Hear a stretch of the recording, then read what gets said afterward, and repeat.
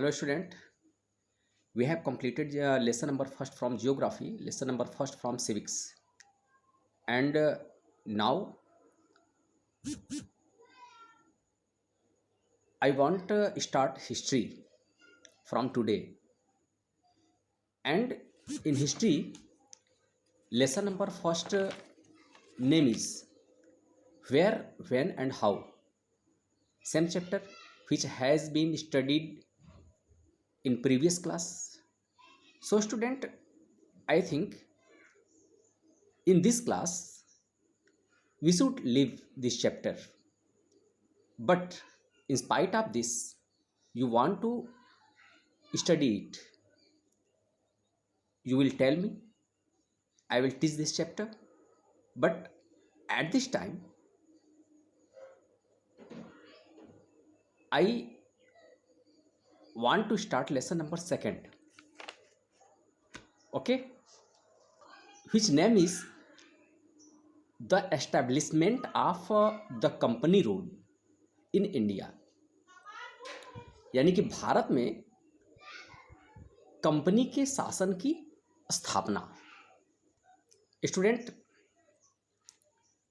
such as you are already know that in class 8th we have to study about modern history.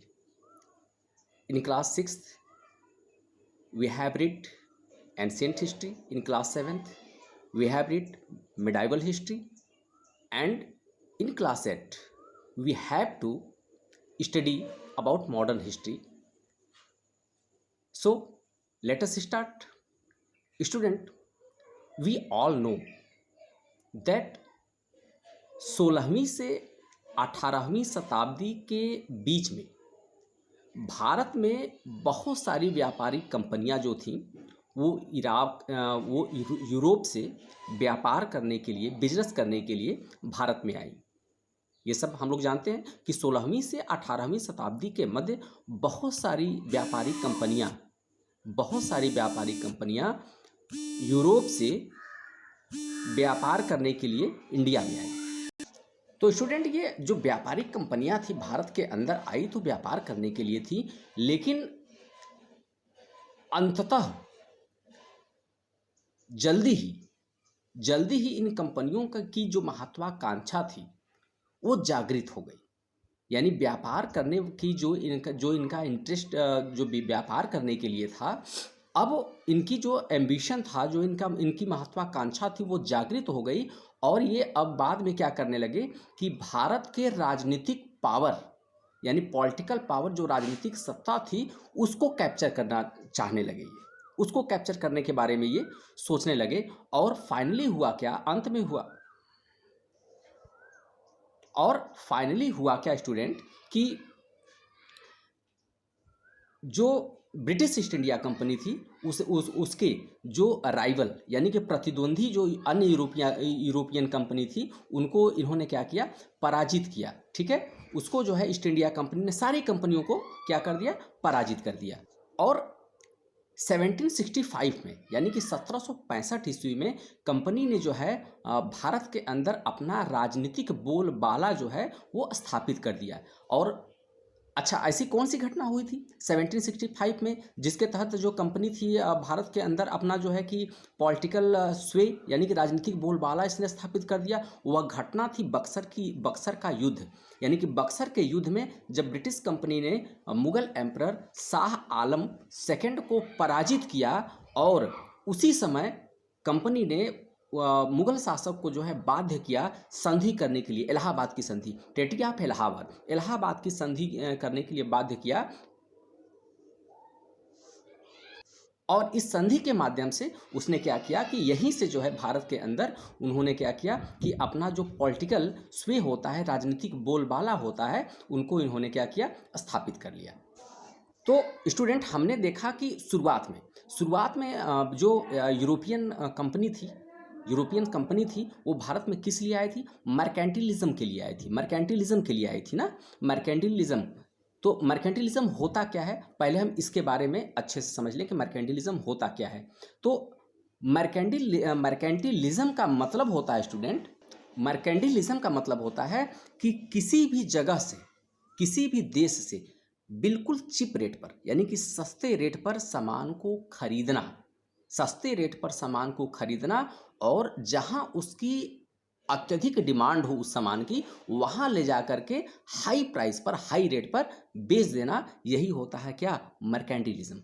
और यही जो है British east India company ने किया था भारत के साथ। और जब जब यूरोपियन कंपनीज भारत में व्यापार करने के लिए आने लगी, तो जिस जिस देश से ये कंपनी भारत में आने लगी, जैसे कि फ्रांस से आई थी, है ना, अनेक और जो है ब्रिटेन से आई थी, है ना, तो पुर्तगाल से आई थी, तो जिस जिस देश से ये कंपनी भारत में व्यापार करने के लिए आने लगे, तो वहाँ की जो गवर्नमेंट थी, उन्होंने इनके आने के मामले में बिल्कुल भी इंटरफेयर नहीं किया, हस्तक्षेप नहीं किया। हस्तक्षेप न करने का सबसे बड़ा रीज़न ये था कि वो गवर्नमेंट जानती थी कि अगर ये जाएंगे, बिजनेस करेंगे, व्यापार करेंगे, तो इससे हमारे देश को और हमारी गवर्नमेंट को क्या होगा, फ़ायदा होगा। और हमारा देश वर्ल्ड में क्या बनेगा, नंबर 1 कंट्री बनेगा पैसे के, धन के मामले में। और वास्तव में हुआ भी यही कि भारत से संचित किया गया धन, व्यापारी कंपनियों ने भारत में व्यापार करके जो भी धन संचित किया था, तो उस धन को 18वीं शताब्दी की ये बात है कि 18वीं शताब्दी में वो अपने देश में ले जा करके उन्होंने वहाँ पे क्या किया, इंडस्ट्रियलाइजेशन, यानी कि औद्योगिकीकरण अपने देश में किया, यानी कि बहुत सारे उद्योग लगाए अपने देश के अंदर। और जल्दी ही ये जो यूरोपियन कंपनीज थी बहुत सारी भारत के अंदर व्यापार करने के लिए आई थी, उन्होंने आपस में अब धीरे धीरे अब जो है कि इनके अंदर जब व्यापार करने लगी, तो धीरे धीरे हुआ क्या कि इनके अंदर कंपटीशन की भावना आने लगी, प्रतिस्पर्धा की भावना आने लगी। और यही प्रतिस्पर्धा क्या हो गई कि लड़ाई झगड़े के कारण बन गई कि एक दूसरे को ये क्या करने लगे, नीचे दिखाने के लिए, नीचे करने के लिए व्यापार में वो जो है कि आपस में लड़ने भिड़ने लगे। ठीक है, तो एक छोटा सा इसका जो है कि ये समरी रहा। आगे हम लोग ये पढ़ेंगे कि trade war of European power in India, यानी कि भारत में यूरोपियन जो थे उनका जो है कि ट्रेड वार, यानी कि व्यापारिक युद्ध। अब हम लोग यहाँ पे ये पढ़ने जा रहे हैं। ठीक है स्टूडेंट, ओके स्टूडेंट्स, हम सब लोग जानते हैं कि इंडिया का यूरोप के साथ जो ट्रेड रिलेशन था वो बहुत पहले से था। जब भारत के अंदर तुर्क आए और जब अन्य इस्लामिक राजा है, अन्य इस्लामिक जो है कि ग्रुप आए भारत के अंदर, चढ़ाई करके, आक्रमण करके, है ना, तो उन्होंने क्या किया कि इनका जो रूट था, जिस रूट से यूरोपियन भारत के अंदर बहुत पहले पुराने समय में जो व्यापार करते थे, उस रास्ते को इन्होंने क्या कर दिया, रोक दिया। पहले के समय में जो व्यापार होता था भारत के साथ, जो यूरोपियन कंट्री व्यापार करते थे, वो जो है सेंट्रल एशिया और मेडिटेरियन से होकर के ये बिजनेस होता था। तो उस मार्ग को जो तुर्क्स थे और जो अन्य इस्लामिक जो कॉन्क्वेस्ट थे, उन्होंने क्या किया कि इस रास्ते को इन्होंने किया क्या कि रोक दिया। कब रोक दिया, 1453 AD में। उसके बाद ये जो यूरोपियन थे, उन्होंने जो है एक नए भारत आने के लिए एक नए रूट का खोज शुरू किया, एक नए रास्ते की खोज की, और इनकी खोज 15वीं सेंचुरी में पूरी हुई।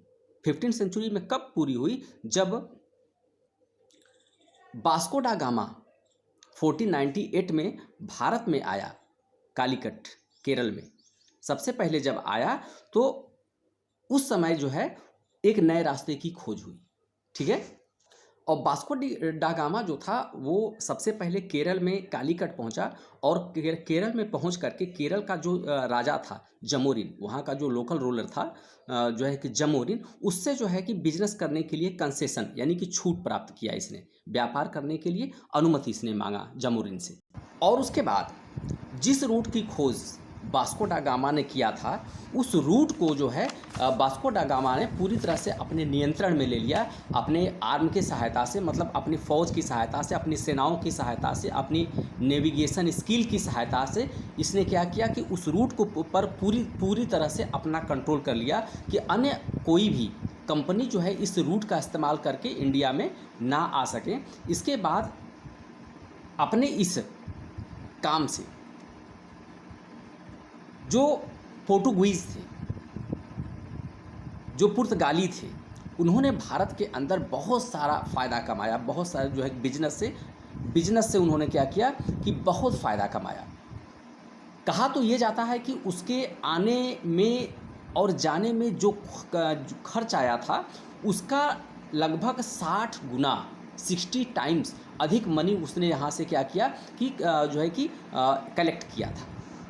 और भारत के अंदर जो पुर्तगालियों की शक्ति थी उसको बढ़ाने में पुर्तगालियों के जो जनरल थे, जो है कि शक्तिशाली जो जनरल थे, जिनका नाम अल्मेडिया था और अल्बुक्वेर्क्यू, ये दो उसके जो थे जनरल थे, उनका प्रमुख योगदान था इनको जो है कि इनकी पोजीशन को भारत में ऊपर ऊंचे उठाने की, ऊंचा ले जाने की। और जब अल्मेडिया और अल्बुक्वेर्क्यू आए भारत के अंदर तो उन्होंने जो है कि नए सेटलमेंट फिर बनाना शुरू किया, है ना। पहले जो केरल के अंदर बिजनेस कर रहे थे, कालीकट में ये बिजनेस कर रहे थे, अब उनका बिजनेस जो है धीरे धीरे कालीकट होते हुए गोवा, दमन, दीव, यहाँ सब ये सब जो है कि इनका बिजनेस शुरू हो गया। और जब पुर्तगालियों की यह सफलता अन्य यूरोपीय कंपनियों ने देखा तो उनके अंदर वो जो है कि एक रेस शुरू हो गया, एक दौड़ शुरू हो गया भारत के अंदर जल्दी से पहुंचो और जो है कि क्या करो, प्रॉफिट कमाओ, है ना। अन्य यूरोपीय कंपनियों का रेस शुरू हो गया भारत के अंदर आने के लिए, एक कंपटीशन शुरू हो गया भारत के अंदर आने के लिए। क्योंकि वो देख चुके थे कि पोर्टुगीज जो है यहाँ से बिजनेस करके कितना अधिक प्रॉफिट ले रहे हैं। इसके बाद अन्य जो कंपनियां भारत के अंदर आई उसके बारे में हम लोग पढ़ेंगे। जैसे कि इसके बाद आता है Dutch east India company Bharat के अंदर, उसके बारे में पढ़ेंगे, लेकिन इसको हम लोग पढ़ेंगे पार्ट 2 में। तब तक के लिए थैंक यू।